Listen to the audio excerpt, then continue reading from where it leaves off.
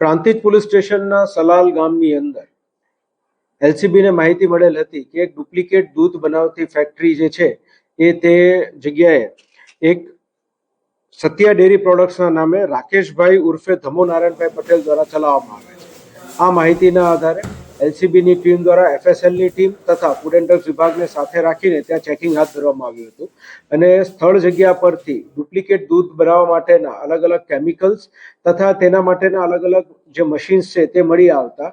કાયદેસરની કાર્યવાહી Prantij police station ખાતે ગુનો દાખલ કરીને હાથ ધરવામાં આવેલ છે।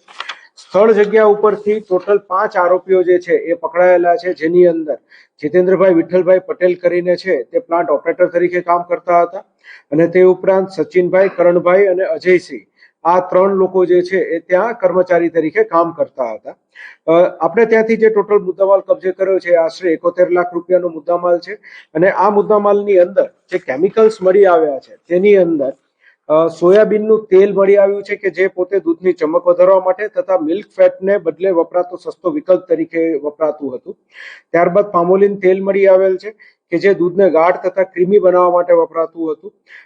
તે ઉપરાંત જે છે વે પ્રોટીન અને યુરિયા આ પણ મળી આવેલ છે અને કોસ્ટિક સોડા જે છે એ પણ મળી આવેલ છે। આ તમામ કેમિકલ્સનો ઉપયોગ કરી ટોટલ આશરે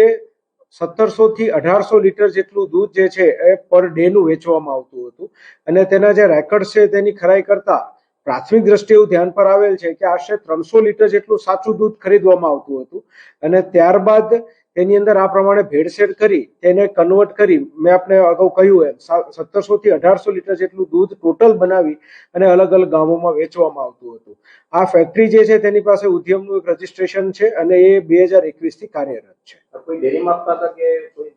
ડેરીમાં વેચતા હતા કે એ અલગ અલગ જગ્યાએથી એ દૂધ કલેક્ટ કરતા હતા અને પછી એના જે પાઉચ બનાવી પોતાના સત્યા ડેરી પ્રોડક્શન પાઉચ બનાવી એ અલગ અલગ જગ્યાએ રિટેલમાં એને વેચતા હતા। ભૂતકાળમાં એક આવો તે બનાવ જે છે એ ઈડર તાલુકાની અંદર એસઓજી દ્વારા એક જગ્યાએ રેડ કરવામાં આવી હતી, ત્યાં પકડાયું હતું, તેની અંદર પણ એફએસએલ નો રિપોર્ટ હાલ અવેટેડ છે।